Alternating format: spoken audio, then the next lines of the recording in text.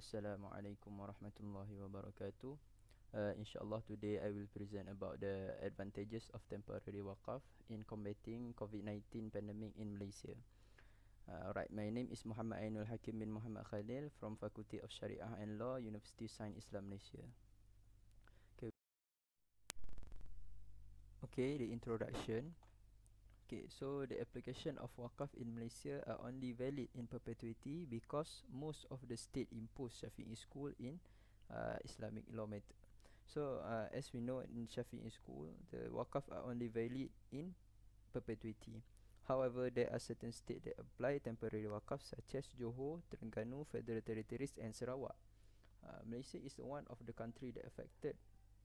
Malaysia is one of the country that affected by the COVID-19 pandemic. So the issue arise here. What is the Islamic scholars' perspective toward the application of temporary waqaf?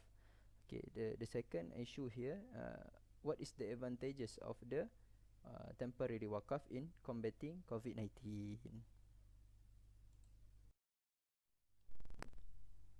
Okay, in this slide, I have laid down the provision of the about temporary waqaf in the state of Federal Territories, Terengganu, Sarawak Ordinance, and Johor. All of this provision was all of this stated provision are mentioned about the application of temporary waqaf in their state. Alright, we proceed to the another slide. Okay, we continue to the next slide, which is findings and discussion. This is the definition of temporary waqaf. Al-Kashnawi Al-Maliki stated that the waqaf that subjected the definition of temporary waqaf is the waqaf that subjected to the specific period of time or limitation that's set up by the founder, which is Al-Waqif. The status of the property of waqaf, which is Al-Mawquf, will be changed from the Al-Waqf Al-Dhurri to the Al-Waqf Al-Khairi, or the property will be returned to the founder of or hers. Okay, the definition of temporary waqaf from Munzir Qahaf is the detention of a specific property that can be given, that can give benefits or profits for good purposes, either generally or particularly in perpetuity or temporary. Okay, the final definition of temporary waqaf is from Muhammad Firdaus. Uh, uh, it is a form of waqaf that gives the founder, which is al-waqif, the right to lay down specific condition, either it is bind to the specific period of time or to a specific group of beneficiaries, which is al-mawquf alayh, based on principles and laws as provided by the Lembaga Waqaf Negeri, as allowed by Syara, and guarantees the welfare of the founder, the beneficiaries, and the property of waqaf. From my point of view, this definition is the most suitable definition that can be implemented in Malaysia. Okay, we continue to the next discussion. The discussion on temporary waqaf between Islamic scholars are more focusing on three of the waqaf pillars, which is the beneficiaries, the property, and the declaration. In the beneficiaries, the Islamic scholars were divided into two opinions, which is the first opinion stated that the beneficiaries must be permanent and continuous, such as the needy and the poor. It is invalid if the beneficiaries are not continuous. This is because the fundamental principle of the waqaf is perpetuity and permanent. This is the opinion of Imam Abu Hanifah and Imam Muhammad, Shafi'i school and Hanbali school. The second opinion stated it is allowed the founder to choose the beneficiary, either it is perpetuity or temporary, such as family members. This is the opinion of Imam Abu Yusuf, the ultimate opinion of Maliki school, some opinion of Shafi'i school, and the opinion of Ibn Qudamah al-Hambali.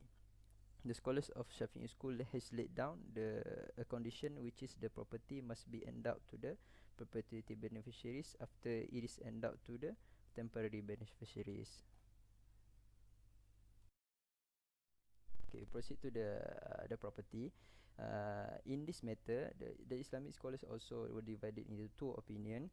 The first opinion mentioned that only immovable property is permissible in wakaf, and movable property it is absolutely prohibited. The basic principle of property in wakaf is perpetuity, such as land, and it is immovable. This is the reason why this the Islamic scholars in the first opinion mentioned that the only immovable property is permissible. This is the opinion by Imam Abu Hanifah only. The second opinion stated that it is permissible to endow the property, either it is movable or immovable.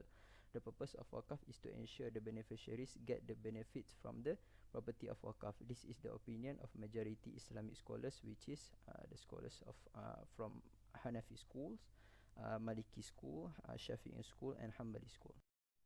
The declaration. In the declaration of wakaf, the Islamic scholars also were divided into two opinions. The first opinion stated that the declaration of wakaf must be perpetuity. This is because the term of wakaf itself shows that it must be in perpetuity. This is the opinion of majority Hanafi school, famous opinion of Shafi'i school, and Hanbali school. It is also supported by the several modern Islamic scholars that are unanimous with the opinion, such as Abdul Jalil Abdul Rahman Al-Ashub, Umar Hilmi, and Ahmad Al-Raisuni. The second opinion mentioned that the declaration of wakaf are allowed to be performed temporarily. The aim of wakaf is to worship Allah Subhanahu wa Ta'ala and give contribution to the needy, either in temporary or perpetuity. This is the opinion of Abu Yusuf Al-Hanafi, the absolute opinion of Maliki, and opinion of Shafi'i school, and Hanbali school. There are also a few modern Islamic scholars that agreed with the this opinion, such as Abu Zuhrah Mustafa Az-Zarqa, Al-Rifa'i Hassan Muhammad Al-Rifa'i, Muhammad bin Yahya Al-Nujaimi, and Majidah Mahmud Haza. Okay, we proceed to the advantages of temporary wakaf in combating COVID-19 pandemic. The temporary wakaf can broaden the field of the wakaf, which is include the property and the beneficiaries. So the researcher realized that the temporary wakaf has the upper hand to face this crisis, because it could broaden the type of property that can be endowed and the beneficiaries. Okay, as we know, in the frontliner staff are affected, also affected when the crucial equipment such as PPE suit, face mask, and hand sanitizer and thermal scanners are insufficient. Through the temporary wakaf, this kind of problem can be faced, because in temporary wakaf it is not the property of wakaf are not limited to the movable only. It is broadened to the immovable and movable.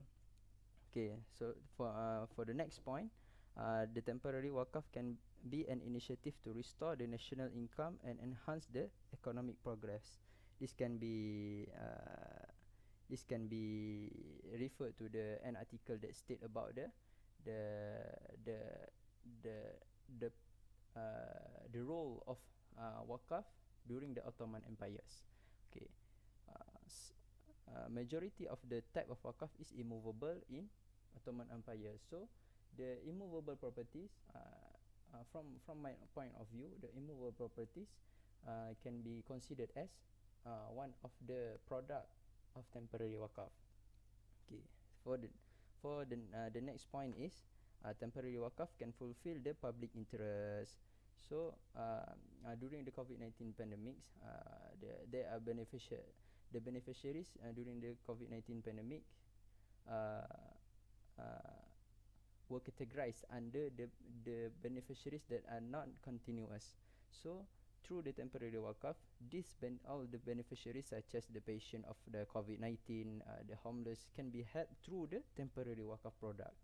So this is what is the advantages of temporary wakaf in combating COVID-19 pandemic. So the conclusion that can be made from this research is the temporary wakaf clearly shows that it is very handy, especially in the plight situation of COVID-19 pandemic. Thus, the application of temporary wakaf does not have any problems from the Islamic scholars' perspective, because it is permissible by a few of Islamic scholars. Due to the development of science and technology nowadays, the researchers claims that the application of temporary wakaf can widen the opportunities for a better future. Okay, that's all from me. Thank you. Assalamualaikum warahmatullahi wabarakatuh. السلام عليكم ورحمة الله وبركاته. I'm Saif Al-Kabi, and I would like to begin by thanking you all to listen to me today in my subject about the marine environment and the role of international law and Islamic. Uh, First, I would like to talk about the role of the law in the human life. So the law is considered one of the core institutions in a human life. So each community needs the law to regulate the relations between the members and the bodies. So without the law, we can't find the legal action which can protect the environment. Given the seriousness of the environment, pollution in general, and marine environment in particular, concern both the academic and the non-academic communities, have to lead to research and conferences to explore possible solutions. Today, we have a lot of marine pollutions around us, such as oil pollutions and land pollutions, something like dumping waste into the water, and a lot of things which can harm to our environment. The important thing is to talk about in this field of marine pollution is the sovereignty of the state. Exclusive jurisdiction over resources of states is part of its sovereign rights. So each state has its own jurisdictions over its land, over its seas, rivers. So Stockholm's Conference and declarations, basically Principle 21 of Stockholm's Declaration in 1971, clarify the meaning of the state's jurisdiction and its rights over the land and the seas. For example, there are a lot today a lot of cases around us which clarify the dispute between two states regarding the pollution. For example, if one state harm or pollute the other state by, for example, sea pollution. So when the one state pollute its marine environments, this pollution can extend and can harm to other state. So the dispute will rise. In this example, the trade similar arbitration case between the United States and Canada, the disputes rises because one state harm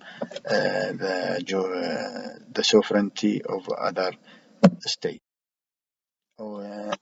Regarding the resources of international law which can solve the problem, we're facing also uh, some issues about the resources of international law. For example, international customs. Each state has its own customs, and these customs different than the other states. So maybe we can find in one international custom in one state different than the other custom in the other states. So maybe we find one legal action. It is for uh, harm, harm or it is illegal in one state, but it is illegal in the other state, depend on the customs. Also, the treaties is different between one state to the other state. So also we can find treaties like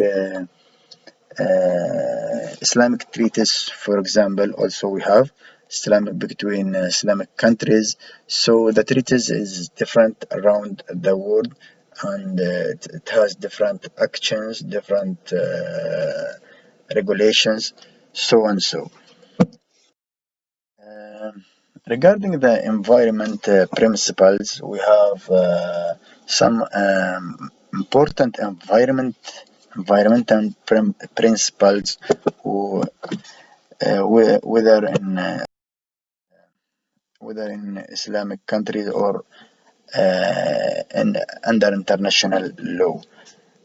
Many cites, for example, first one, the principle of good faith. Many citations from the Holy Quran and the Hadith, saying of the Prophet Muhammad, peace be upon him, focus on sustainability and protection of natural resources. They state that all elements, habitats, species, and ecosystems are part of the perfect universe which is created by God. So every Muslim who has surrounded or submitted himself, herself, body and soul to a creator has to respect the law of nature and all its components. The second principle, the principle of good neighborliness. Islamic also gave the priority to a neighboring countries. So whether Muslim or non-Muslim, Muslims are required to take action to create a strong relationship with their neighbor country. The third one, the principle of prohibitions of abuse of right. So each state has to respect its right and not to exceed that right by harming the other state and the other environment. And the state has to respect the relationship of the other state and not exceeding its right. Also, we have the principle of reporting and consultation. Reporting and consultations. Islamic country can set up a monitoring agency to supervise the implementation of environmental policy. So historically, the role was performed by an institution called HISPA. This institution was established to perform entire municipal functions like controlling the water supply, the removal of garbage, and implementation of pollution laws. We have the precautionary principle. Uh, the country also should to cooperate to conserve, to protect and restore the health and integrity of the earth ecosystem. States make different contribution to global environmental degradation and share different responsibilities for damage to the environment. Developed countries around the world acknowledge the responsibility and liability that they bear in the international pursuit of sustainable development in view of pressures their societies place on the global environment and of the technologies and financial resources they command.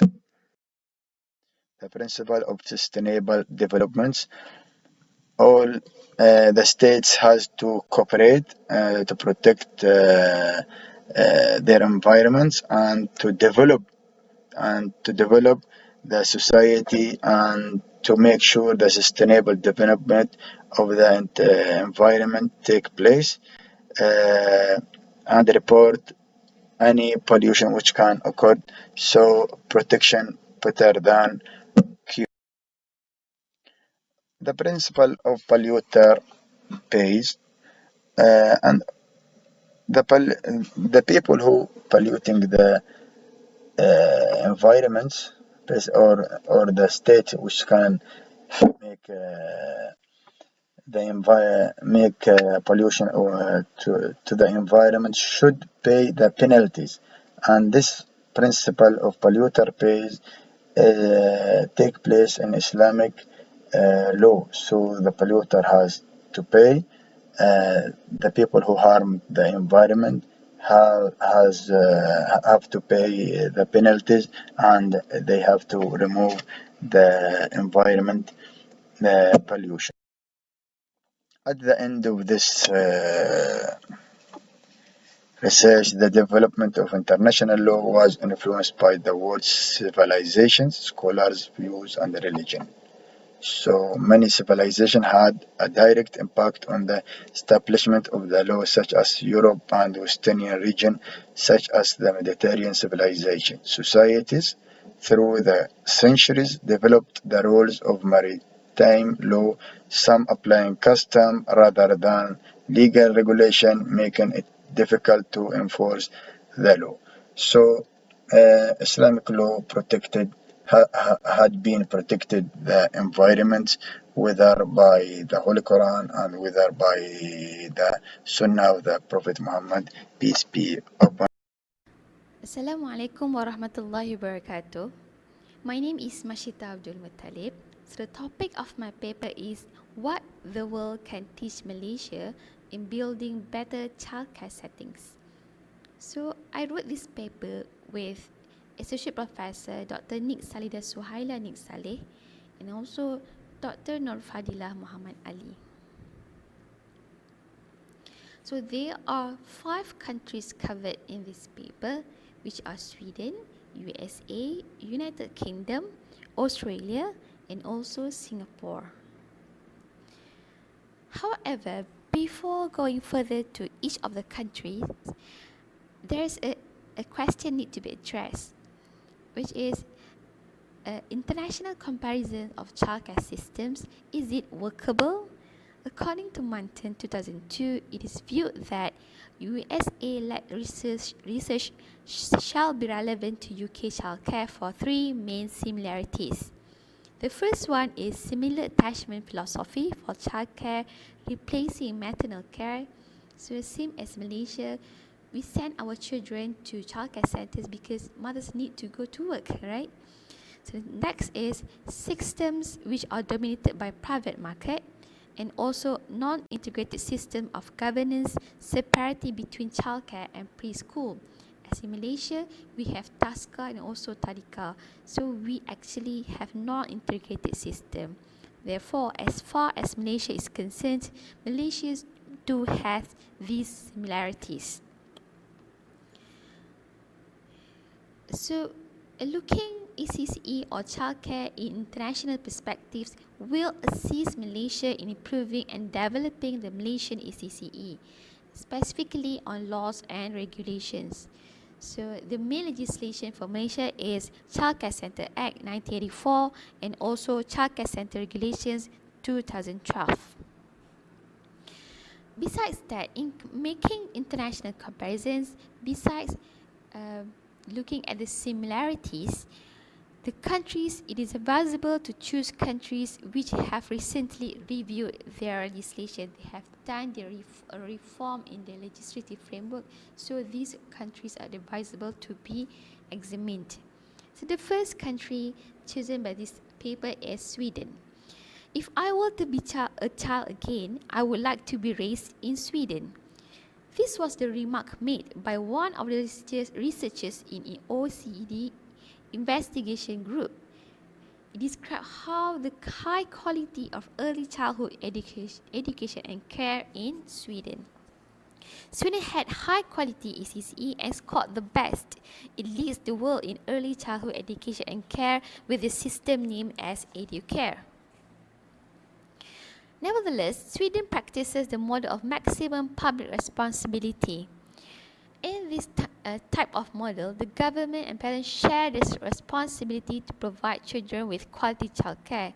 So all children in Sweden are entitled for a place in public childcare. So because of this, there is need for a large amount of subsidy to be prepared by the government. Although it is said that the performance of ECC in Sweden is the best compared to other countries, nevertheless, the factor of Sweden practices the maximum public responsibility model of childcare. This model may not be followed by Malaysia because the system is different. There is no similarity as to the system. Moving on to United States of America, USA, it is an example of maximum private responsibility model of childcare. So can Malaysia actually take example of the system of United States of America? It is appeared that according to a study, the study portrays that there are variations of childcare regulations in the states because the regulations according to the states they are different. So it appears that many states have very loose regulations. So they are not up to the standard as recommended by professional regulations. Besides that, it can be observed by the surveys done by the profile of childcare settings, where it indicates that on average, childcare centres and home childcare did not practice the recommended adult to child ratio. Adult to child ratio means that the number of childcare providers, they should only look after how many children. So there are ratios stipulated in the regulations for the childcare centres to follow. Besides that, in the report of an ICHD study also said that the percentage of educated and trained childminders or childcare providers has been decreasing in USA. The fatal cases, although are uncommon but not as uncommon as they should be, the violation of regulations besides them may not always result to closure of childcare centres. The repeated violations, for example, in decided case, after repeated violation for more than 2 years, then only the childcare centres were only instructed to be shut down. They also criticized that although many cases brought to the court, but the closure of the childcare centres has failed because the court was not satisfied until it involved death.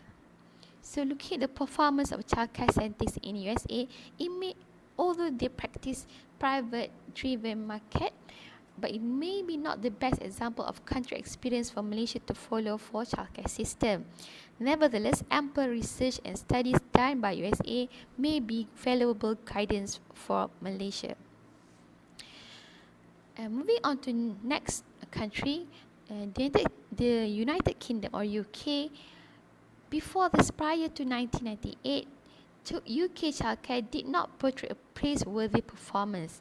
Nevertheless, after a small revolution, with a lot of money, 21 billion of investment, the provision of childcare in UK showed significant improvement. This launched the Sure Start program, which is very significant to the landscape of UK childcare.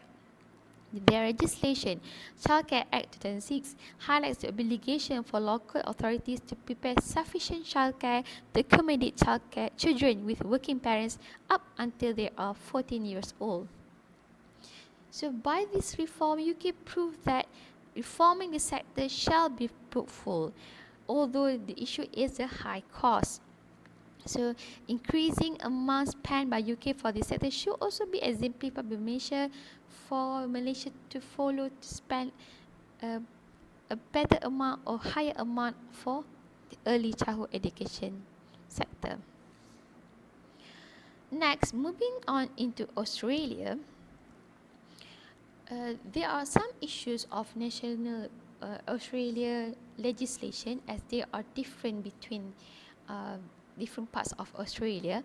However, in the 1st January 2012, Australia experienced a reform of national quality standards for early childhood care and education. In the process of reform, Australia utilized international research which proved the constructive effects of ECCE towards children growth and development of ECCE.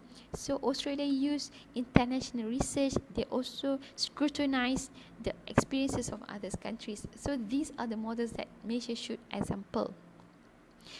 they have the new national quality framework. They have new legislative framework, new national quality standard, new national quality rating system. Before this, the QIAS, and they also have new quality authority, where the authority is independent from the government. So overall, it can be regarded as a model of childcare quality, which was the first to be created not just in Australia but also internationally. So amongst the important components of national quality framework is the national law, the legislation. It consists of education and care services and national regulations. So this legislation is to enforce the national quality standard. The focus of the law is mainly to improve the quality and also to make the services friendlier, not to be burdened by procedural regulatory requirements. Because one of the issues of childcare centres is that the reluctance of the childcare operators to register their childcare centres, so that they are not because they are burdened by the bureaucracies or the regulatory requirements. Besides that, one important lesson that can be learned is that although NQF has been launched since 2013, consultations are still carried on. Besides that, there's also willingness to remove the red tape in the implementation of the framework. They want to remove the bureaucracies to make the system friendlier. So looking at the impressive progress of childcare in Australia, especially in terms of Australia's legislative framework, this country's practice is worth to be scrutinised in order for Malaysia to learn lessons from their effort. So the final country examined in this paper is Singapore. As Malaysia, preschool in Singapore comprises of two sectors. They differentiate between childcare sector to kindergarten. Childcare sector is governed under Ministry of Community Development, Youth and Sports, while kindergarten is under Ministry of Education. So there is an overlapping system here, where both sectors providing care and education for the children. Singapore today has shown tremendous performance in education. They have high literacy percentage with 97% literacy rate in 2016 for residents above 15 years old. So, looking at the legislative framework, childcare centres in Singapore prior to this was governed under Childcare Centres Act 1988. So this statute is quite similar with Malaysian. It just highlights the requirements for licensing, which includes health, nutrition, safety, teachers' qualification, and ratio. So there's a reform made by Singapore by introducing a new legislation governing childcare. The introduction of Early Childhood Development Act 2017 is a very crucial move in improving childcare sector in Singapore. So they do not just merely put childcare centre in the statute, but they expand it to be early childhood development centres. It's very significant to develop children's potential, so that it will not just cover merely for babysitting or custody. So the previous legislation, where it only highlighted the control, licensing and inspection of childcare centres, the new passed ECDA 2017 highlights the aim of firstly to provide better protection to the children, is clearly stated there, and secondly to encourage continuous improvement in the quality of the services offered to the children. Besides that, Singapore also in implementing the new law, there were no additional requirements with regard to space for the child, adult to child ratio. This is to avoid increment of the cost in implementing the new law. The lifespan of the license will also be extended from 2 to 3 years. Public consultation has also been made. So as we can see in Australia, Singapore also removed the red tape so that the services would be friendlier. So the Act forms a steady foundation in complementing other efforts taken by the government to enhance not just the quality but also accessibility and affordability of early childhood development in Singapore. Therefore, the developments made in Singapore are a good example for Malaysia to look at the positive developments of the sector for Malaysia to improve our own childcare sector. So in conclusion, although Malaysia have existing legislation, which we have CCCA 1984, but the statute focuses more on procedural matters that the statute should be molded to put safety and welfare of the children, to highlight the protection of the children, and also continuous improvement, as we can see in Australia and also Singapore's newly passed legislation. The loopholes identified in Malaysian laws and regulation, especially in the part of aim and purpose of the statute, need to be examined further to cater the protection as well as developmental growth of the children. Comparing the countries, although Scandinavian system like Sweden prove that it is the best system in the world, however, looking at there must be similarities in comparing, in making international comparison. So Scandinavian system may not be suitable for Malaysia to follow. United States of America, although they practice private driven market, however, due to their poor overall performance, it may not be the best model to follow. However, extensive research done by the researchers, by their studies, need to be considered by Malaysia. The successes of Australia and Singapore in informing their ECC sectors by having examples from the research and practices done in other countries may shed a light for Malaysia. Australia and Singapore, in reforming their ECCE, they look at the research and practices done by other countries. So Malaysia too need to follow this step. The practice on how these structural features are legislated should be employed and benchmarked from the developed countries which have just made their reform in their childcare centres. So it is hoped that Malaysia may be able to have a new, improved or enhanced legislative framework in ensuring that the children in Malaysia have better protection, better care and better education in future.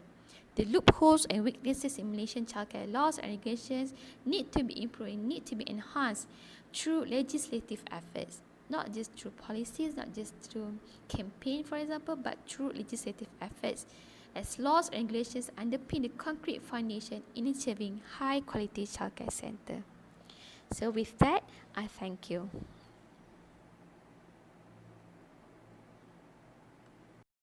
Bismillahirrahmanirrahim. Assalamualaikum warahmatullahi wabarakatuh. I'm Siti Saliha binti Hasan, a PhD student from IUM. Today, I'm going to present on the paper entitled My Sejahtera Apps and Their Privacy Rights in Time of COVID-19, the Legal and Sharia Perspective. This paper is co-authored by Assistant Prof. Dr. Durena Muhammad from IUM and also Yusri bin Yusuf from Polytechnic Nilai. The paper will be divided into a few parts. First of all, in the part of introduction, we'll explain what My Sejahtera Apps is all about. Second part is we'll explain on the aims and objectives of the paper. Third part, we'll discuss on the issues of My Sejahtera that is related to the privacy concern. In the fourth part, we'll look into the privacy law in Malaysia from the legal perspective. In the fifth part, the paper will look at the privacy from Sharia perspective to focus more on the concept of public interest and maslahat amma. In the sixth part, my paper will look at My Sejahtera Apps from Sharia perspective, and lastly, the last part will be a suggestion and conclusion. We already know that the year of 2020 marks the most challenging year when a global health crisis due to COVID-19 pandemic arises worldwide. As far as Malaysia is concerned, the number of reported cases relatively grew in Malaysia since early January and began to spike until now. As of 20th October 2020, it is reported by the Ministry of Health that the country is entering a third wave of COVID pandemic, with the cumulative number of cases up to 21,000 cases. Since the pandemic is far from over, the government had took an initiative to develop an app and application as a contact tracing tool named as My Sejahtera. What is My Sejahtera app? MySejahtera app is owned and run by the Government of Malaysia, managed by the Ministry of Health, and assisted by few agencies in the government. It is a well-developed mechanism that structurally registers and manages the entry of every visitors into a premise within this country. This app is aimed to guarantee public safety in managing the outbreak and the spread of COVID-19. The application is developed under the Prevention and Control of Infectious Disease Act 1988. It provides the users with sorts all of important information during the COVID-19, such as how and where to seek care if one is infected with COVID-19, with screening and treatment locations in the nearest hospital and clinics. Despite the good function of the MySejahtera app, yet it raised a privacy concern by the data expert. That is why the aims of this paper is to discuss on MySejahtera app and the invasion of privacy right by the government from legal and Sharia perspective, and to know also what extent such invasion is permissible. The issue will highlight in this paper is whether the government can collect personal info of citizens in time of pandemic and to what extent such data should be protected. And the second issue is whether in this case the government will be accountable for any data leak due to negligence. This is because in the MySejahtera apps, they need the user need to key in few personal details such as contact number, email address, full name, identity card number, age, gender, ethnicity, and home address. Then that is why the expert highlight two key challenges associated with digital privacy and cyber freedom in the COVID-19 world. First, the challenge of protecting citizens' privacy, and secondly, and how to restore back the citizens' privacy and freedom in case where there were inevitable encroachment after the pandemic. In answering the issue for the question highlighted just now, it is good for us to look at the law in Malaysia related to privacy. As we know that the only legislation related to privacy in Malaysia is the Personal Data Protection Act 2010. This PDPA regulates the processing of personal data in commercial transactions only. It deals basically with personal data rather than individual privacy itself. However, Section 3, Subsection 1 mentions that the PDA does not govern the federal and the state government. Therefore, there will be no action can be taken against the government of Malaysia or state in case of any leaked data. Hence, we can say that the protection of the privacy under the PDPA is not enough, is inadequate to ensure the accountability due to the data breaches involving either the federal government or the state. To understand better on the privacy issue, let us look at the privacy from the Sharia perspective. As we know that the right of privacy is considered as one of the basic human rights in Islam, which has been granted by Allah to humankind.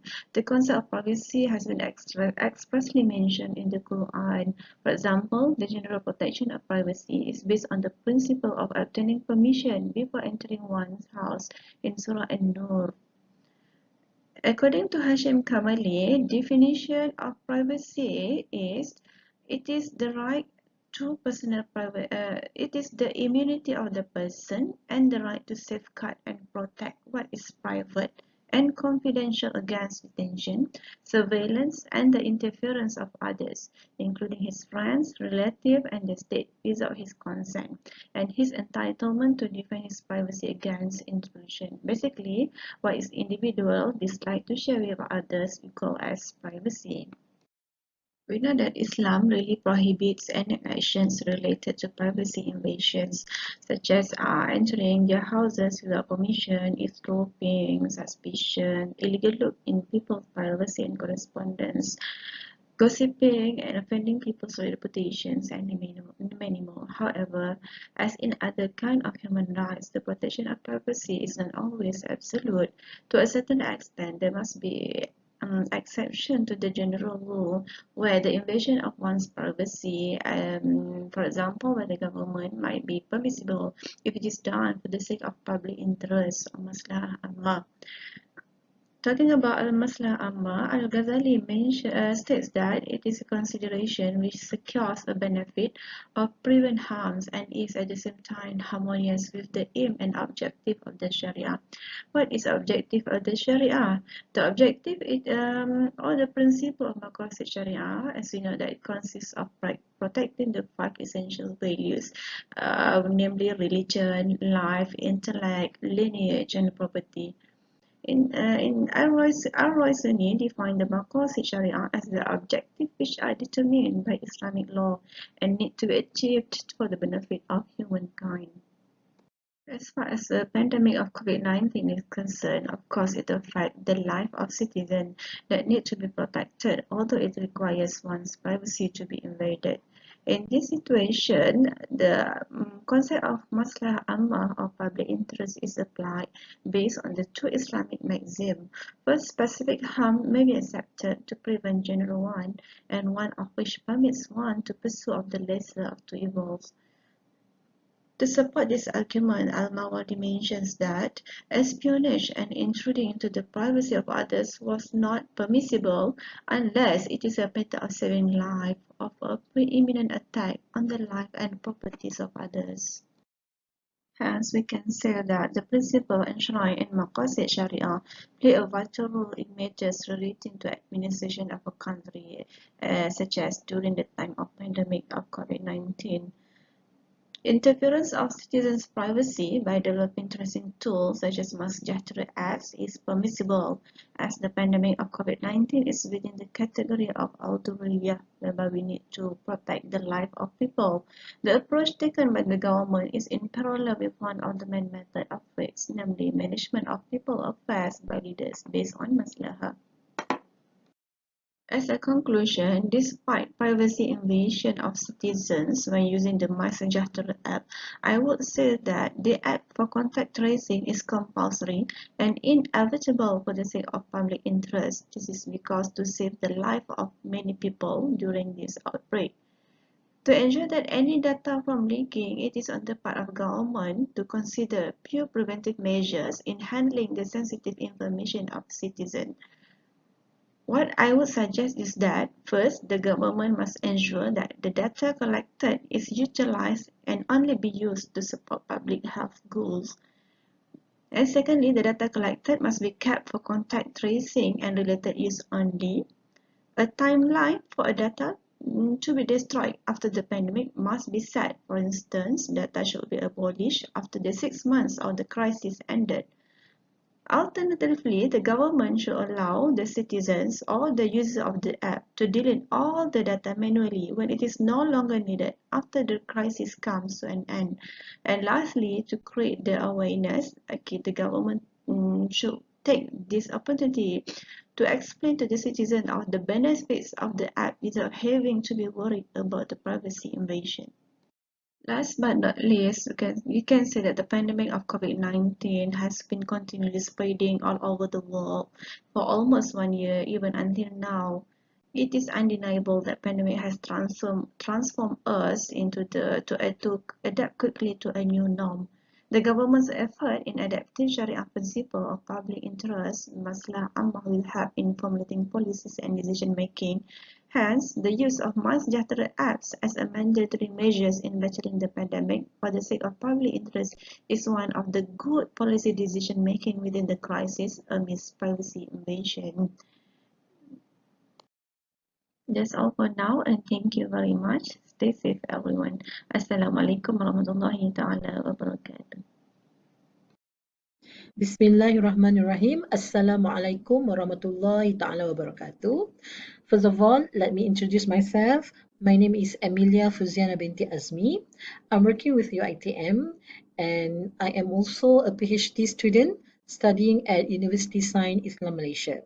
So for today's presentation, our topic is on the jurisdictional conflicts in facing COVID-19 pandemic and analysis of hibah cases in Negeri Sembilan Syariah Courts. And together with me in this research are Professor Madya Dr. Nik Salida Sahila Nik Saleh and Professor Madya Dr. Muhammad Zaharuddin Zakaria. And both of them are senior lecturers from FSCU USIM. So here are the outlines for my presentation. Firstly, I'll be presenting about the introduction part. Secondly, I'll be explaining about hibah and its pillars, followed by Sharia courts and its jurisdictional issues, followed by research methodology. My next slide is on COVID-19 and its impacts on the courts in Malaysia, followed by results and discussion. And I will conclude my submission with conclusion and recommendations. So for introduction part, studies have shown several factors which contribute to the increasing number of frozen assets in Malaysia.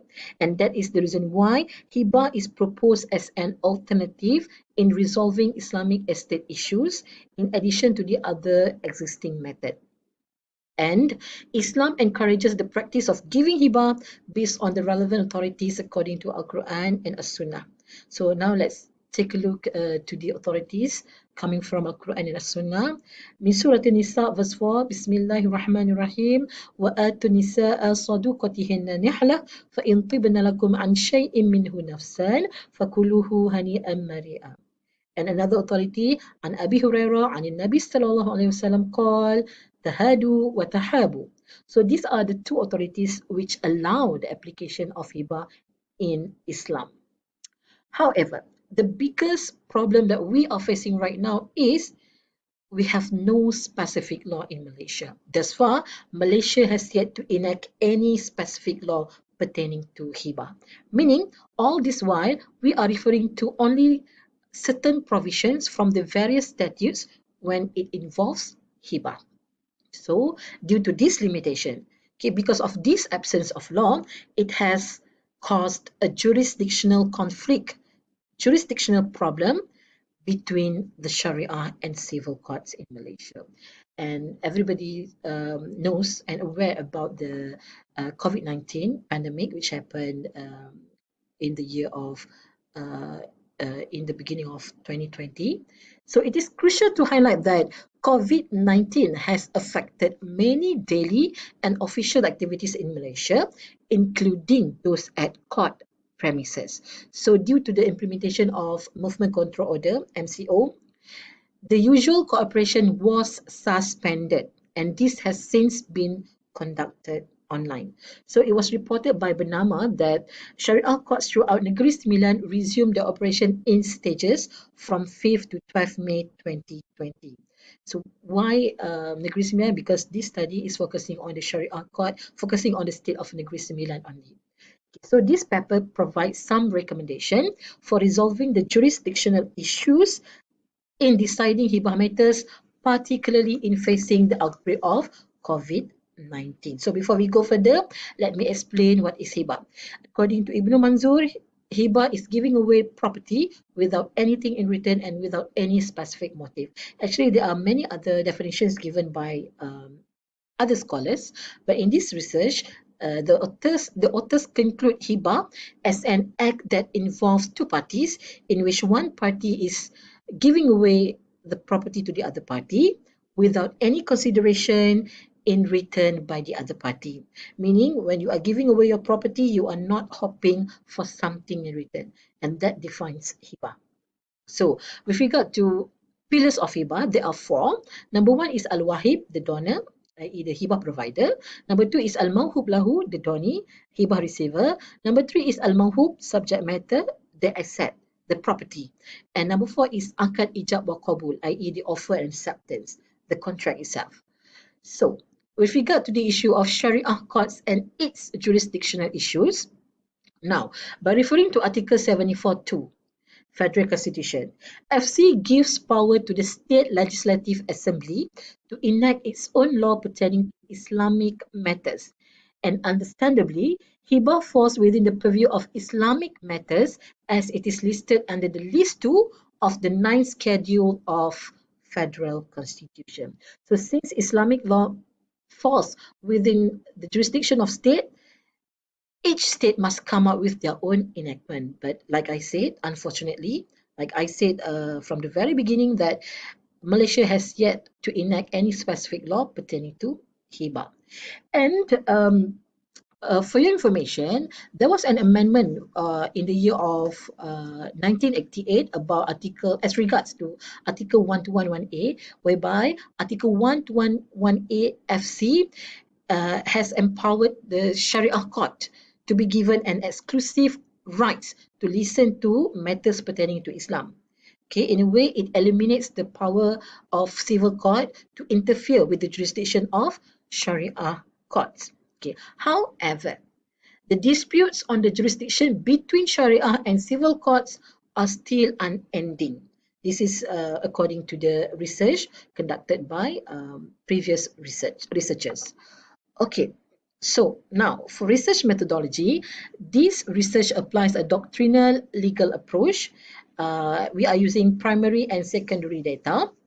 Okay, and our main reference in this study are Federal Constitution and also the Administration of the Religion of Islam, Negeri Sembilan Enactment 2003.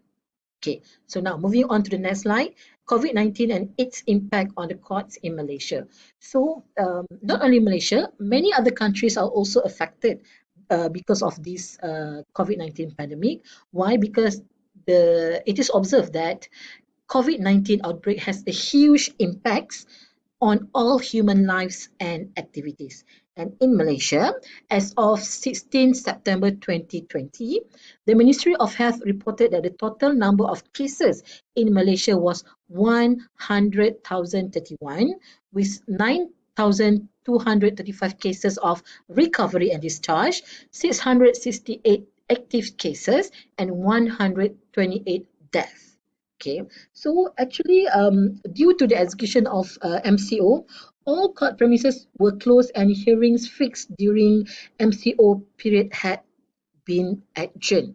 So like any other premises, court matters have been conducted through online platforms. So this research is important as it aims to analyze and observe the successful number of resolved hibah cases in Negeri Sembilan Syariah courts during COVID-19 pandemic. So this table presents the number of registered and also resolved hibah cases in Negeri Sembilan between the year of 2018 and 2020 as at September 2020. So from this table, in 2018, we can see here that the number of hibah cases registered was 30, okay, with 25 cases registered as being resolved by the courts. So this has contributed to 83% of cases which were successfully resolved by the court. Okay, now we look at the following year. In the year of 2019, 2019, the number of registered hibah cases increased to 51, and the number of hibah cases resolved was 43. So this contributed to 84% of the cases which have been successfully resolved by the courts. And in the current year, i.e. in the year of 2020, the total number of hibah cases registered was 30, okay, as compared to 51 last year, and the number of hibah cases resolved 18. Okay, so this has contributed to only 60% of cases that have been resolved by the courts. So this, based on this statistic, the total percentage of hibah cases registered and resolved in 2020 has decreased as compared to the previous year. So actually, the outbreak of COVID-19 pandemic has really affected the operation of court premises. Okay, now for conclusion and recommendation, so let me sum up what are my main points here. So it is understood that Sharia courts have an exclusive jurisdiction to decide matters pertaining to Islam, including hibah. And also, due to MCO, Malaysian judiciary system is also affected, okay, as all hearings have to be adjourned. So to solve this issue, Malaysian judiciary has taken the necessary step to adapt to this pandemic by implementing the remote hearing that are conducted through online platforms. And platform. And this study recommends the full implementation of electronic platform such as e-proceeding, as these methods allows the public to easily access the court. And in fact, it is necessary for judiciary to establish a proper online platform in conducting its operation, as it is beneficial to the public in accessing justice. So it is hoped that the finding of this study will benefit the society and the whole Sharia court system in Malaysia. So that ends my presentation. Thank you very much. Assalamu alaikum.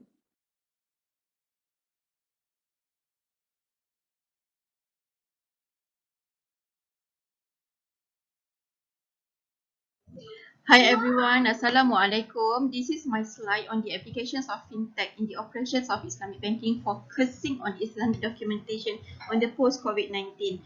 This article was authored by me myself, Wahidah Nur Rashikin, and also by my beloved lecturer, Prof. Madya Dr. Ruzain Markum from Fakulti Undang-Undang Universiti Kebangsaan Malaysia. As an abstract, we can say that actually fintech is an innovation in financial transaction to help to ease current human needs. Adapting fintech in Islamic banking is challenges in terms of Sharia compliance in the midst of pandemic COVID-19 and movement control order. So the objective of this paper is to identify the applications of Islamic fintech in Islamic banking, the legal framework of Islamic fintech, issues in managing the operation and Islamic banking documentation, and analyzes the suitability of Islamic fintech in Islamic service banking during the movement control order. Suggestion: so the government needs to focus on the rules and regulation of a fintech to adopt new norms and approaches during MCO, as it heavily relies on Sharia adherence under supervision of Bank Negara Malaysia and Security Commission.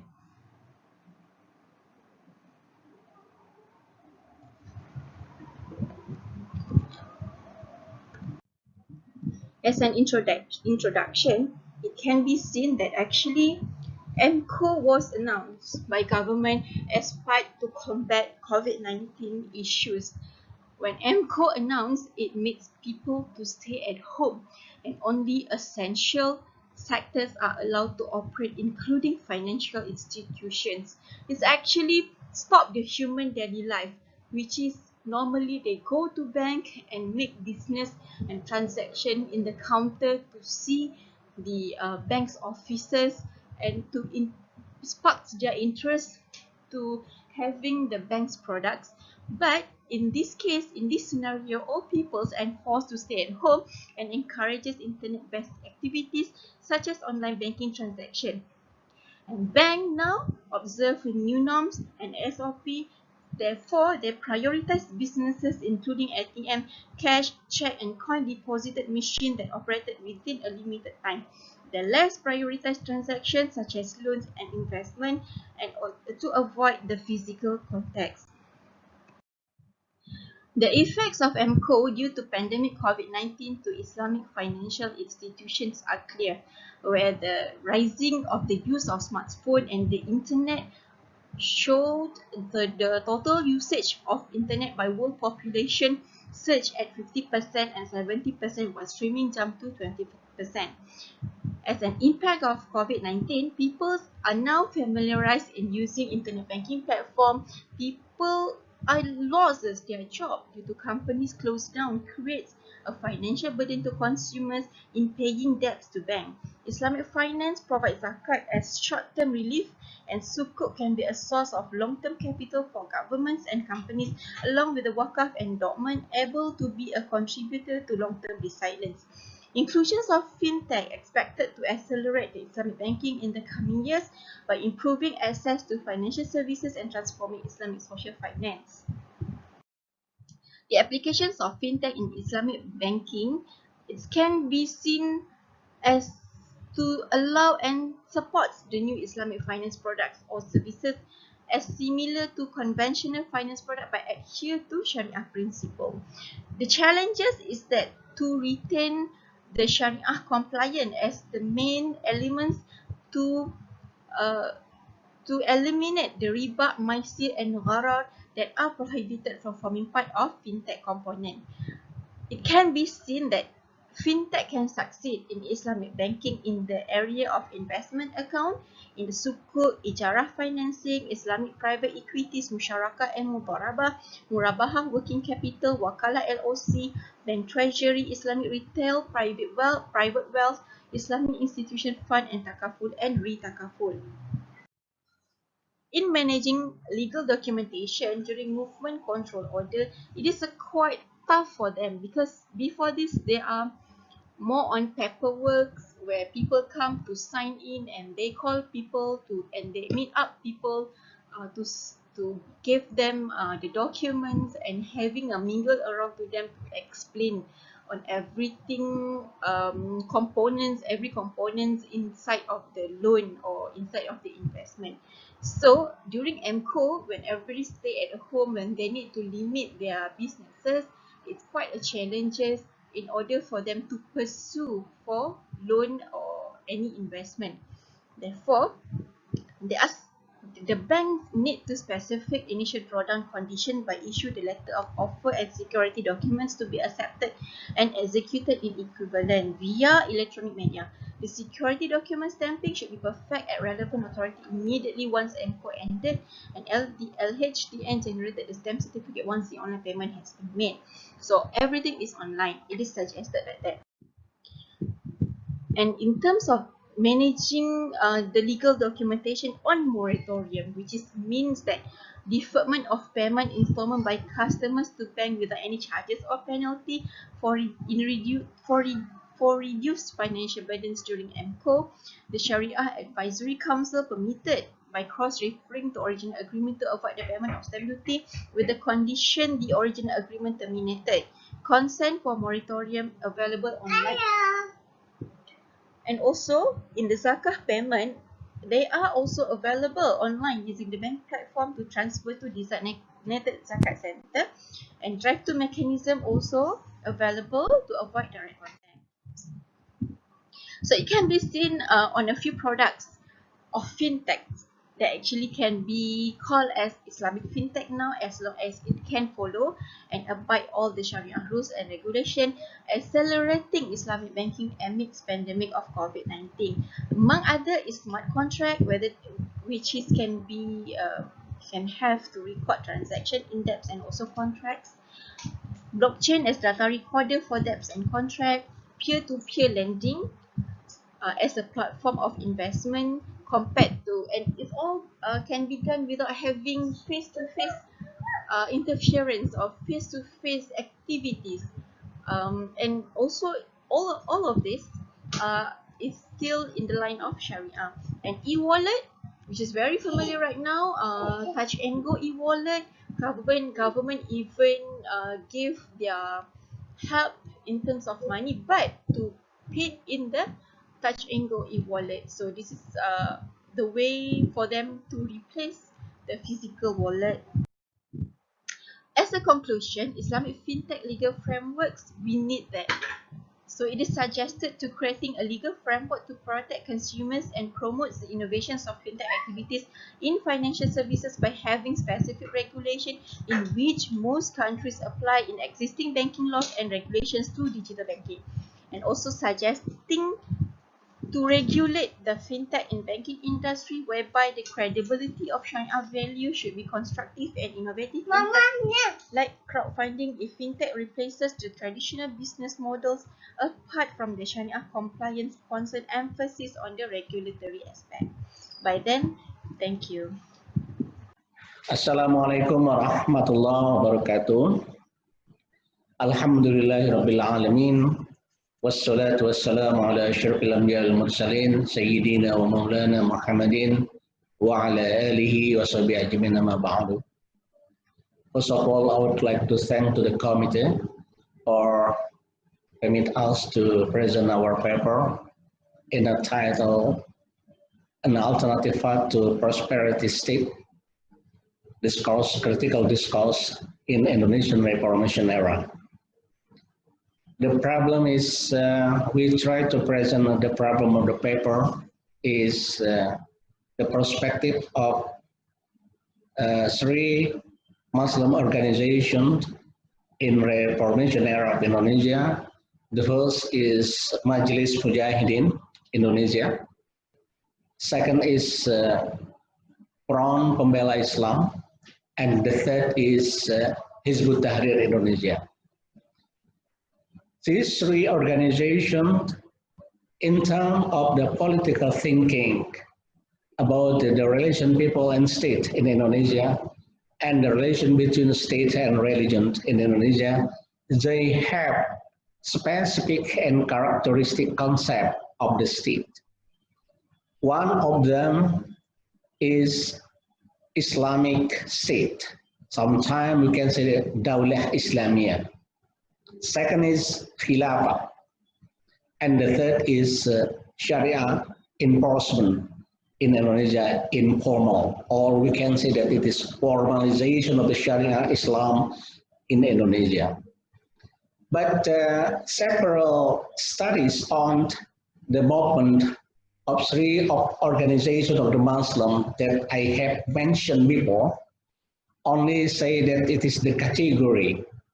The study of category, I think we cannot observe comprehensively the background and also the idea of three organizations Muslim in Indonesia in Reformation era. And this focus, we have studied three organization idea of Khilafah Islamiyah and Majelis Mujahidin the Khilafah of Indonesia and Islamic State of Indonesia proposed by Front Pembela Islam. If we want to study this organization movement, I think it's not so enough only to categorize. The category for some time, the modernist movement, traditionalist movement. But we try to observe, to study this based on complexity problem and complexity approach to understand this phenomena of the movement of Muslim organization in Indonesia. Based on this, we try to understand this based on historical approach and sociological approach, and also the economic political approach to understand this. And we try to understand, we try to show that three organizations, for example, Majelis Mujahidin Indonesia, MMI, and Front Pembela Islam, FPI, and Hizbut Tahrir Indonesia, HTI, they have specific ideas to promote, to be implemented in Indonesia. The first is formalization of Sharia in state, in lives of state in Indonesia, in all aspects, in terms of a law, in terms of Islamic state, in terms of the state, and also in terms of society life. Based on this, we can say that we understand the background why three organizations promote the movement based on the Sharia, based on formalization of the Sharia, because they have observed the phenomena of the state life in contemporary era. Based on their observation, based on their observe that Indonesia is the country of the majority of the Muslim, be corrupted state. Why? Because they didn't implement Sharia formally and comprehensively. Based on this, they said that prosperity society not be implemented only based Pancasila, not based on secular system, but they promote that the only one, the way of life, the way out of this problem is Islamic Sharia, formalization of the Sharia, and also about Islamic State, Daulah Islamiyah, Khilafah, it is the way out, how the Muslim can be implemented this in contemporary era in Indonesia. Based on this, we can say that the idea is not simply to understand. If we want to understand this, I think we must understand the complexity around the Islamic Sharia, Islamic State or Khilafah from these three organizations. Based on this, we say that if we want to understand the moment of these three organizations, they know that this era is the era of democratization. So it is opportunity for them to promote the idea of Islamic State, Khilafah, Dawla Islamiyah, and the formalization of the Sharia, it is a kind of the way out, and it is also can be regarded as alternative path to prosperity society. Based on this, we can conclude that this idea is they try to make some alternative concept of the state, alternative concept of society, alternative concept the system of law in Indonesia. Based on this, we can say that they try to promote that the only way to reach the state of prosperity state or prosperous society based on Islamic Sharia, not other system. The only one is only the system of Islam. Sharia, it is, we can say that Sharia is icon for them. This be an alternative, the only one alternative to implement in our society. So they say that if Muslim implemented Sharia, it is guaranteed that it is a prosperity society or prosperity state or prosperity people for all the people of Indonesia. I think it is the conclusion from our paper. Thank you. Wassalamualaikum warahmatullahi wabarakatuh. Assalamualaikum warahmatullahi wabarakatuh. My name is Muhammad Kamal Sadikin Abdul Manaf. I am an LLM candidate from the Faculty of Sharia and Law, USIM. And today I would like to present my paper entitled Comparison between Dispute Resolution Mechanisms in International Law and Islamic Law, Problems and Challenges in the Realization of the International Islamic Court of Justice. This paper was prepared together with Dr. Hindun Abdul Rahman Shah from the Faculty of Sharia and Law, USIM. So here is my presentation outline. The first part, we will discuss on the dispute resolution in Islam. The second part is on the comparison between dispute resolution in Islamic law and Western-based international law. The third part is on the role of organization of the Islamic cooperation in dispute resolution among Islamic states. And the fourth part is in the challenges to the establishment of the International Islamic Court of Justice. And the last part is on the suggestions to materialize the establishment of the International Islamic Court of Justice. So, in general, for dispute resolution Islam, Islam believes that dispute resolution has religious sanctity because it has the origins from the Quran and was practiced from the time of the Prophet Sallallahu Alaihi Wasallam.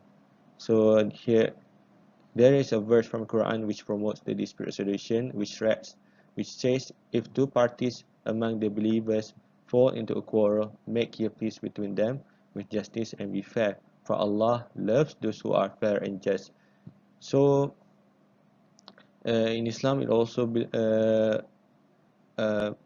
agreed that dispute resolution is important to restore individual and communal harmony through the authority of the third party. Because the primary objective, it is the primary objective rather than to offer an opportunity for disputing parties to openly express their grievances. So, for examples of methods of dispute resolution in Islam, firstly suluh, mediation, and tahkim or arbitration. So here are among the comparison between dispute resolution in Islamic law and Western-based international law. So in terms of the source of law, in Islamic law, Sharia is the law of God created and it is the sacred revelation. Meanwhile, in international law, it is only based on secular ideas of right and wrong. And next, on the view or the perception of conflict. In Islamic law, conflict is viewed as a matter of society and not just an individual concern. Meanwhile, international law view the conflict objectively, which is it is the problems that needs to be abstracted and resolved. The objective of dispute resolution in Islamic law is to end conflict and hostility. Meanwhile, in international law, the dispute resolution is opted to achieve compromise, settlement, reconciliation, and agreement for a win-win situation. In terms of a role of in terms of the background of the third party or the adjudicator or mediator, in Islamic law, mediator are unbiased insiders with ongoing connections to the disputants as well as a strong sense of the common good and standing within the community. Meanwhile, in international law, mediators are formally certified professionals who provide their services as neutral, unaffiliated outsiders. And lastly, on the role of the mediators, mediators in Islamic law are perceived as someone who have all the answers and solutions. Meanwhile, in international law, mediators only play a facilitative role to guide the disputing parties in reaching an agreement in the dispute settlement process. Next, we move to the role of Organization of the Islamic Cooperation in dispute resolution between Islamic states. So, the OIC, which aims to promote dialogue among different members of societies and regions to achieve unified and continuous human development and ensure the prosperity of the member states. So, since its establishment, there are OIC has played the role as the mediator in numerous conflicts, such as in the Iraq Sunni Shiite crisis and Somalian humanitarian crisis. However, the OIC has yet to establish any dedicated formal institution to serve as mediation function like any other international court or tribunal to reach its full potential in terms of mediating and resolving international conflicts and disputes. So, here is the background of the proposal for the establishment of the International Islamic Court of Justice. During the year 1981, while the emergence of Gulf War, Kuwait has suggested for the creation of the International Islamic Court of Justice because there are many conflicts and disputes surrounding the Islamic State, particularly the Arab states during that time. So, in response, a resolution was adopted by Third Islamic Conference for the establishment of the IICJ as the part of organs of the OIC. In that regard, a working group consists of experts was convened to draft the statute of the court and have finalized in January 1987. So in the same year, the court statute was adopted through resolution to formally establish the court. However, Article 49 of the court statute needs 2/3 of the majority of the member states to ratify the court statute. Unfortunately, only 8 member states have ratified the statute. So the court has yet to be properly established up until today. And here is why among the challenges or reasons why the establishment of the International Court of Justice has yet to be realized. First, because court litigation is not favorable among the Islamic countries, because Islamic countries favor the solo method, which is the non-formal method, and this is because conflict also viewed as highly negative connotation between the Islamic Arab countries, and there are also lack of political will among the OIC member states because many conflicts in the past few decades made the Arab states turn into a few factions. So it's almost impossible for the OIC member state to reach a collective decision in ratifying the court statute. They also see the IICJ as a possible application with other international dispute settlement institutions, because they perceive that the IICJ will only serve the same functions as the ICJ, so they're reluctant to formally establish the court by that reason. So here are the suggestions in order to materialize the establishment of the Islamic International Court of Justice. First, OIC needs to do some clarification on the nature of the Islamic Court's delegation to its member state. So, for example, the International Court litigation is different from the normal litigation where consent of the states is needed to make the case admissible before the court. So there is similar with sole and other informal method, and ICJ also have some additional value in terms of recognition of the Islamic law. And the second, some negotiation series also need to be done in order for the states to understand and know all the nature of the court towards the ratification of the court statute. So it also suggested for the courts to seeking to move to a natural state and not quit, to further symbolize the independence of the IICJ. And lastly, we need to address the substantial difference between the International Islamic Court of Justice with other international dispute settlement institutions. So what I see here must explain on the substantial difference between the IICJ and other international dispute settlement institutions, such as in terms of recognition of Islamic law and its objective to promote the unity between the Islamic states. So, having suggested a few suggestions, here is the conclusion for my discussion, where actually the OIC as an international organization can play a vital role in leaving the mark by introducing the IICJ, which will further develop the international Islamic legal system. However, many efforts such as negotiation, explanation, and dialogue need to be done to achieve this objective. And lastly, the establishment of the IICJ will not only serve as a medium to achieve justice, but it will also mark the investment of paramount cooperation between the OIC member states. So it is hopefully all of these suggestions can be materialized and also being made into realization by the OIC. So having said that, I would like to conclude my presentation with thank you for listening this presentation, and if you have any questions regarding my presentation and also my paper, I am happy to receive your question through email. Thank you. Bismillahirrahmanirrahim. Assalamualaikum warahmatullahi wabarakatuh, and a very good day to everyone. First of all, I would like to thank to INSLA Organizing Committee for giving me the chance to present my topic today. My presentation title today is Balancing Economic Growth and Preservation of Human Rights During Movement Control Order, the Malaysian Experience in Overcoming the Impact of COVID-19 Pandemic.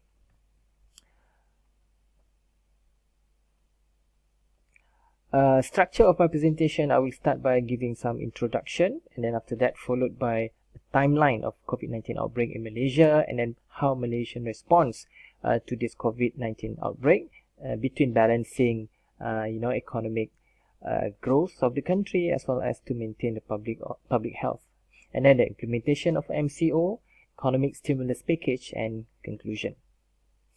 The spread of COVID-19 pandemic across the globe started in Wuhan, in China, end of last year in December, and it started to escalate to other countries, including to our country. So, as a response to that, Malaysian government has implemented MCO beginning on the 18th of March until end of this year, which is still ongoing until end of this year. The aim or the objective of this MCO is to break the chain of infection with the ultimate purpose is to ensure the public health and the right to life of each citizen. Okay, the objective of this presentation or this paper is to explore the effort which has been done by the Malaysian authorities in balancing the two needs, the two important things that need to be prioritized by the government, which is to preserve the public health and at the same time to maintain the economic growth of the country. So the findings from this presentation, the finding from this paper, I have discovered that the government has used its discretion to restrict certain rights, such as freedom of movement, which has been restricted to give way for MCO implementation, and at the same time some stimulus packages has been introduced by the government to ease the burden of the people as well as the business sector, with the aim to ensure our economic growth will not be overlooked during the MCO. Okay, the timeline of COVID-19 outbreak in Malaysia. So it started on 23rd of January when 8 Chinese nationals entered Malaysia via Johor Bahru, okay, from Singapore. So these travellers had been close contact with a COVID-19 index case detected in Singapore. So beginning on 25th of January, Malaysia has reported its first case, which is an imported case from Wuhan. Okay, in total, 22 cases in January has been recorded. Okay, on February 3rd, first Malaysia testing positive. Okay, Malaysian citizen has been tested positive on the 3rd of February. Okay, he has the travel history to a neighboring country for a business meeting. After that, on 17th of March, Malaysia reported first fatal case, which is related to religious gathering in Seri Petaling, which is public gathering. And then by mid of March, Malaysia has confirmed to have, that 673 confirmed cases were linked to this mass gathering. So on the 3rd of March, the Prime Minister, the newly appointed Prime Minister advised to practice social distancing. And then on 11th of March, WHO, or World Health Organization, has declared the COVID-19 outbreak as a pandemic. And then 12th March, the government made the decision to designate Sungai Buloh Hospital, a public hospital, as the country's main COVID-19 hospital. Okay, this, if you can see in the diagram, this is the status of the case in our country as of 19th of October. You can see the total case on that date, which is 21,363 cases. And then the highest ever new cases, daily new case recorded was on the 18th of October, which is 871, which is still a worrying trend actually to the country. And then to respond this particular issue, so Malaysian government has to take into consideration into two main issues, okay, main purposes. Number one, to protect the public health, to ensure the right to life be upheld and maintained, and then at the same time, the economic growth of the country should also be, protected, because that will be important. It is important to the country to have its financial protected, economic growth maintained, because it will help the country to survive. Okay, because of that, two mechanism or measures has been taken. Number one, to implement MCO to break the chain of infection, and number two, because of this MCO implementation has affected business, and a lot of people cannot go to work. Some people has been losing their revenues because of they cannot operate the business during MCO. So because of that, the government has introduced stimulus packages, which is Prihatin and Penjana. Okay, the movement control order started on the 18th of March until 31st of March, and after that it has been extended from phase 1, phase 2, phase 3, from MCO to CMCO, conditional movement control order. Some restriction has been relaxed, has been exempted in certain sectors. And then phase 6, conditional movement control order, followed by RMCO, recovery, which is still ongoing until today, and then it is expected to end by 31st of December. Okay, what are the impacts? What are the impacts of this MCO to our economy and to other things?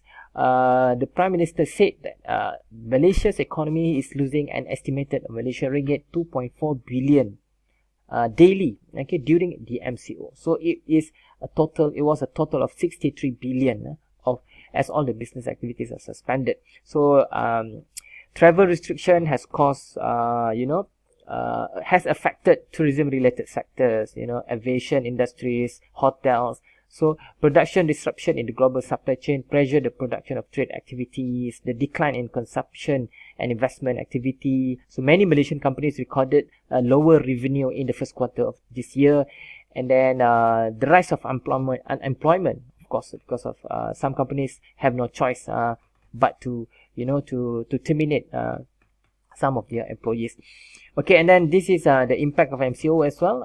Loss of job, loss of income, household circumstances. You can see the people are in the house, so sometimes there has been an increase of domestic violence, stress, among our community because they cannot do the routine job that they normally do. Okay, so the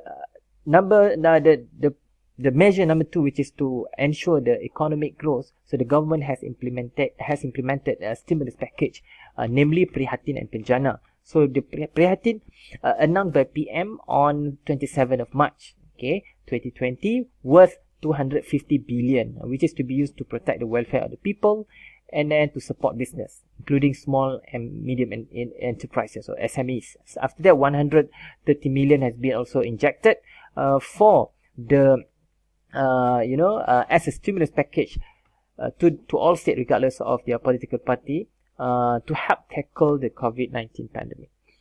And then Penjana, introduced on the 5th of June, announced by the Prime Minister, 40 initiative worth 35 billion, focusing on 3 thrusts, which is empower people, propel business, and stimulate the economy. And then Malaysian PM, according to on the 6th of April, introduced what we call Prihatin SME packages to help the SME enterprises, or small medium enterprises, which have been severely hit by the the implementation of MCO. And then Penjana is expected to stimulate Malaysia's economy, save over 2.4 million jobs, reduce the cash flow. Okay, this is a diagram that can explain to us what has been done by the government, protecting the rakyat, supporting business, stimulating the economy, so bringing back the country's economic performance into its original pathway. Okay, and then the conclusion from my presentation today, we can see from the beginning of COVID-19, we can see that the government has taken a very serious measures to stop this pandemic from spreading through the country by implementing MCO. And at the same time, the government also realized that there is a need to maintain our economic growth, because we also have to have our own income, our own money, our own financial stability and sustainability to to survive the country, to manage the country. So I think that's all for today. I hope everyone can get some benefit. Hopefully it can give some benefit to all of us regarding the topic that I have presented today. Thank you very much. Have a good day. Assalamualaikum warahmatullahi wabarakatuh. Bismillahirrahmanirrahim. Assalamualaikum warahmatullahi wabarakatuh. Good morning and greeting from Indonesia. I'm Nabila Amanda who will be presenting today the paper titled Issue of the Application Muzaraah Contract in Indonesia, a comprehensive analysis and proposed solution. The author, the first our lecturer Dr. Irham Zaki, me Nabila Amanda, Asep Maulana, Abdul Manap, and we are from Department of Sharia Economics, Faculty of Economic and Business, Universitas Airlangga. The part of introduction. Based on World Bank Statistic 2007, agriculture is the source of livelihood for around 2.5 billion people worldwide. Agriculture accounts for a quarter of the gross domestic product in the most developed and developing countries. In Indonesia, agriculture is also a source of livelihood for many people. The welfare of more than 35 million Indonesians is the agriculture sector. Indonesia, as an agricultural country, produces a lot of agricultural wealth, and one of them is rice. Next, this picture, based on Central Agency for Statistics, Indonesian rice production from 2013 to 2017 continued to increase, reaching 80 million tons. Therefore, it has a big impact on the Indonesian economy. because the rice production will be used to meet the basic need of the Indonesian people and can export rice so that it can reduce the rate of inflation. In the long run, it can improve Indonesian economy.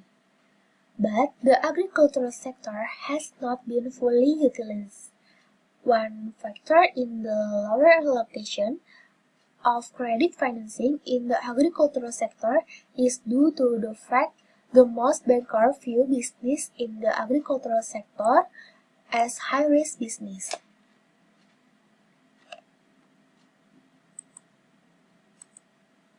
Therefore, an alternative source of Sharia-based financing is needed which is more suitable to be adapted to the agricultural sector. The rate of the return determined is based on the yield obtained during one harvest period, not based on the amount of the loan, so that the repayment of the loan will be in accordance with the amount of farmer income during the harvest period.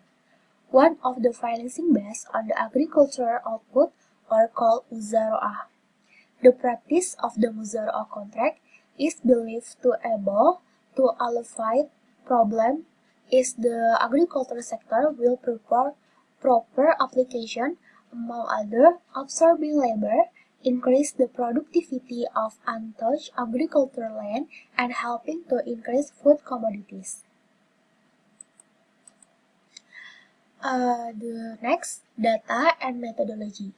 The analysis used a descriptive qualitative analysis to optimize the potential of the muzaroah contract to solve Indonesian agriculture problem. Type and source of data. The data used in writing the scientific paper is secondary data, namely data obtained indirectly. Through intermediary media, secondary data is generally in the form of e-paper, e-journal, evidence, note, or historical report that have been compiled in the archive, both published and unpublished. Analysis in the form of a recommended description. The part of discussion section. Alternative to access capital agricultural sector. Islamic bank financing with the muzaroah scheme in the agricultural sector is very potential to be applied considering the majority of Indonesia's population is farmer and natural resources in Indonesia are very potential for agribusiness development. Financing the agricultural sector also faces challenge both internally and externally. The advantage of the government credit program include, among other things, more organized implementation detail from the start of the program to the end. The drawback is that the financing scheme program is still difficult for some parties to access. In addition, the scheme provided is still interest based on loans, so that sometimes it is still difficult for small farmers to pay off this loan. Muzaroah. Next, muzaroah according to study of Islamic law. Muzaroah agricultural land carried out by the people of Alur Nyamuk village, Biram Bayan, sub-district only based on the verbal agreement between the landowner and the cultivator based on the trust. The implementation of muzaroah in Alur Nyamuk village, Biram Bayan sub-district is not accordance with the agreement where there is a loss or risk that is shared. The system or method of cooperation in cultivating agricultural land carried out by farmers in Temu village, Kanor district, Bojonegoro is a system or method of marun and a small number of Nolan. The cooperative process of cultivating the land carried out by the farmer in the Temu village can be categorized as a legitimate collaboration because it has met the prevailing principle and condition and both parties contain mutually exclusive principle. Namely, there is an element of mutual willingness and mutual benefit as well as customary custom, or urf, which does not contradict the text of the Al-Quran and Hadith and thus content moderate. Next, farmer income with the akad muzaroah. Farmers in Cimarenten village are still dependent on middlemen for financing and selling their crop because of the difficulty of obtaining loan from banks. This is because the lack of information make farmers rely solely on market information from buyers, resulting in unequal information and difficult negotiation. As a result, farmers get a lower price because the price is determined by the middleman, while farmers are only the price taker. Then, regarding the distribution of harvest with the tesang system, akad muzaroah, carried out by people of the Tara village, Tompo Bulu district, Goa Regency, it has not been fully carried out based on the taxing rule in the Islam, but they are local customary habits, namely by not determining the validity period on the akad muzaroah and distribution of the result is carried out by reducing the yield of the crop before it has divided by the two parties. The muzaroah contract carried out are mostly in accordance with existing Islamic economics principle, namely the principle of voluntarism, the principle of justice, the principle of mutual benefit, and the principle of mutual help. Next, the proposed solution.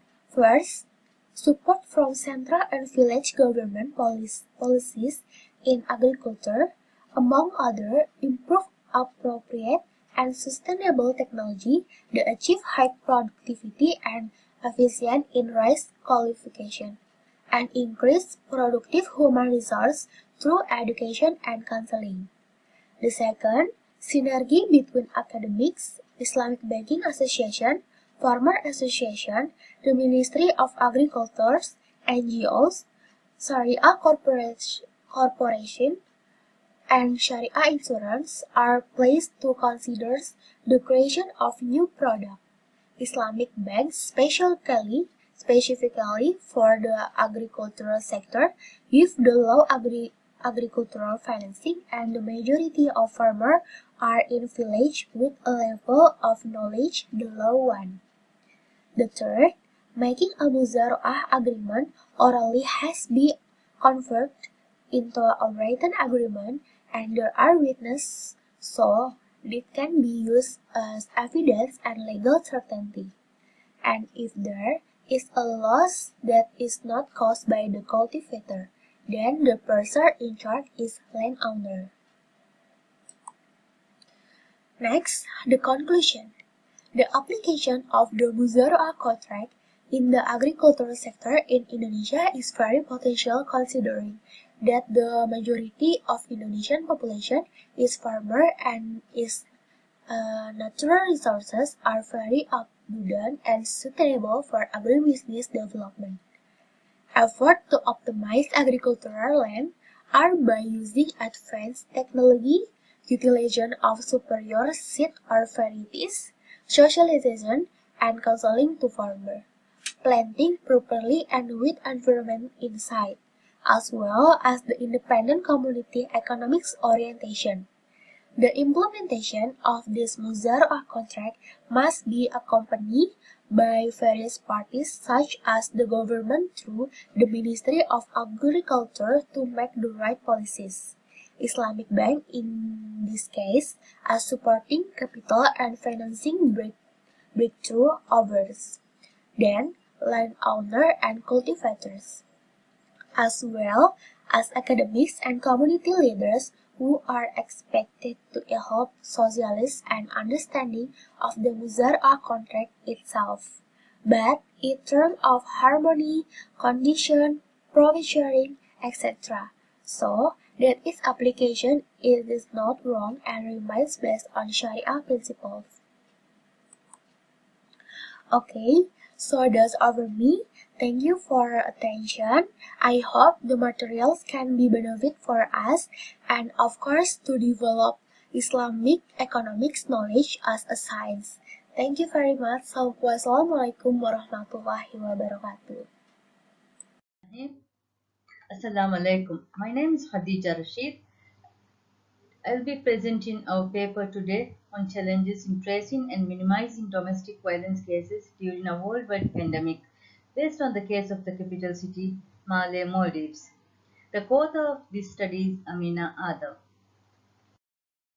Well, as an introduction, we have included definitions of important terms such as domestic violence and worldwide pandemic.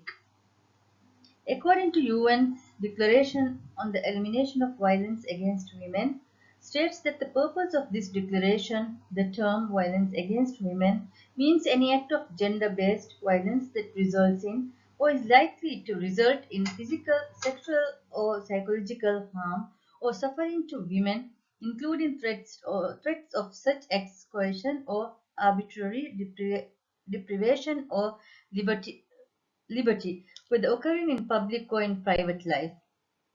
Domestic violence was first established as a development concern at the UN Declaration for Women's meeting in Nairobi in 1985. Well, COVID-19, the new strain of coronavirus, has been declared a global pandemic. Measures announced over the months to tackle it have seen people's day-to-day life drastically altered. Through all this, the children and their mothers are particularly vulnerable to the risk of domestic violence. Well, for many years, authorities, Maldivian society have neglected social issues. There are so many that these issues have become a norm in Maldivian lives. Issues of domestic violence cases have been increasing day by day, year by year, with no solid solutions. Due to pandemic, this issue has been deteriorated within the society. Well, this study aims to find the root causes by exploring the challenges.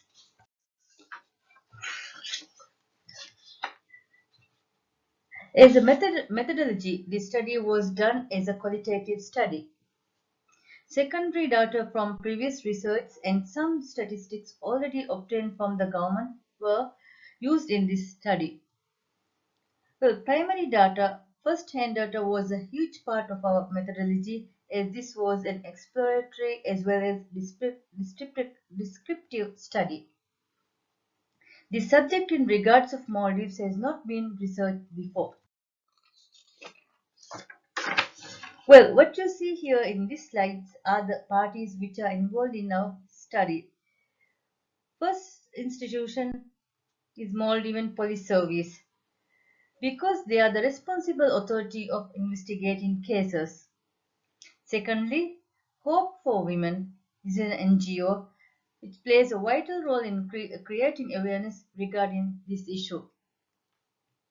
As a third institution, we have incorporated Human Rights Commission as apart from investigating cases, HRCM plays a major role in policy making, counseling services. We chose Ministry of Health authority which is responsible for regulating pandemic protocols. Lastly, Health Protection Agency, which was under MOH. This is the authority responsible for reliable statistic of pandemic. The focus group interviews as well as individual interviews were conducted with members of the above mentioned authorities for best answers to interview questions. We conducted interviews of 10 to 15 people to extract the most insightful for our research or the study. Appointments were made to the members of the authorities beforehand and were requested via email or letter to the office. The interviews were recorded, questions were prepared in English, although conversations were both in native language and English to understand better for both ends. However, the responses from each one was translated in English for analysis purpose.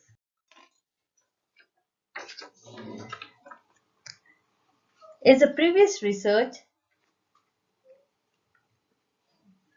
From previous research, we found domestic violence cases increased drastically during pandemic. Therefore, it is imperative finding new ways to support victims of domestic violence, especially in a situation like a pandemic. As for results and discussions, the responses from the interviews included how most of the survivors who get reported into the official system does not get justice or solutions. With the limited service available for survivors, most of them get frustrated and stigmatized. This might be one reason why the number of cases reported has dropped for the last year. The relevant institution did not have any plans or special process to address the challenges by the victims. Well, most of the cases, the survivor does not want proceeds with the case due to the relation with the perpetrator. Mentality of police by treating it as a family matter and believing that it should be only dealt with in family and state institutions should not intervene. Well, limited availability of services and socializations. As limitation to research, there are some limitation in this study, which includes challenge for the researcher to have focus group interviews gathering all members in one place due to the strict restriction in gathering in Maldives. It was a tough task to reach out to many specialists in this field to answer our questions due to the busy schedule of their work during this pandemic. That there are few or no research done on domestic violence in regards of an epidemic.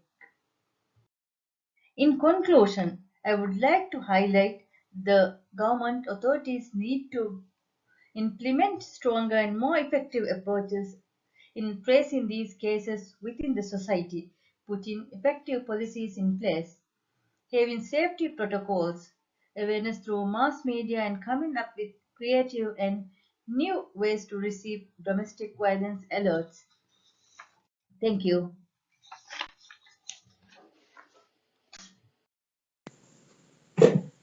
Bismillahirrahmanirrahim. Assalamualaikum warahmatullahi wabarakatuh. My name is Muhammad Rom Shibli from Universitas Islam Indonesia Yogyakarta. I would like to present my paper, Reinterpretation to Balance Inheritance Distribution on Bilateral Kinship in Aceh. Research background. Local institutions among Aceh society mainly function as center to conduct governmental, developmental, and socio-cultural activities. Therefore, it shows that local institutions in Aceh run executive, legislative, and judicative function, known as a land of fighter in history of Indonesian independence. The role of local institutions in the society has their own pattern and approach. Acehnese use parental or bilateral kinship system, which in inheritance law, the society provides equal chance to both male and female heirs. The system is primarily sourced from the role of parent. Acehnese custom, the mixture of local and Islamic value can be easily found in day-to-day aspect. It is as well found in each inheritance system. In real life setting, dispute settlement can be done by having discussion among the society members, without having to bring the dispute to court. One common method to settle dispute is using customary approach. One of the customary approach related to inheritance is the distribution should be based on Islamic law with some customary consideration. Descendants in a family deserve equal chance of inherited family wealth on the basis of heirs agreement and willingness to share. Generally, Aceh's custom in handling and settling dispute receive major influence from Islamic teaching. However, inheritance distribution in its practice depend on heirs agreement rather than be based on Islamic teaching. The teaching become the option in the distribution. The position of local institutions turned out to be significant and outstanding when a dispute takes place. Inheritance dispute settlement need to be carried out fairly and peacefully. My research focus and objective. The study focused on three topics. First, how Acehnis among Muslim society which adheres bilateral kinship system conduct inheritance distribution. And second, how the society keep balance in inheritance distribution, and what is the reinterpretation to balance inheritance distribution among family which adhere bilateral kinship. The study aimed to describing inheritance distribution among Acehnis, balance inheritance distribution, and reinterpretation to balance inheritance distribution in a society with bilateral kinship system. Methodology. This study was mainly a field research with sociological and normative juridical approach. This study took sample in two regions based on language map, namely Gayo. This is in North Aceh district and also Minangkabau in South Aceh district. Main data source in this study is secondary data with primary material from result of previous study added with several law and regulation in Indonesia, including marriage law and compilation of Islamic law. We call kompilasi hukum Islam. Also Aceh Kono. This study used descriptive, explanatory, and qualitative analysis technique using reflective thinking method with deduction and induction pattern and divergent mindset.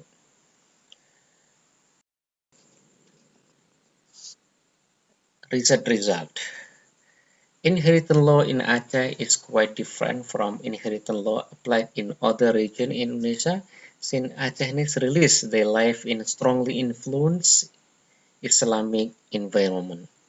Basically, Acehnis customary law adopt Islamic law as Acehnis life with Islamic influence in their day-to-day life. However, both Islamic and customary law go hand in hand outstandingly. In terms of inheritance law, heirs can be conduct an agreement on the portion of distribution of distributed inheritance. The society also have haruta panulang. This is term of Aceh, haruta panulang.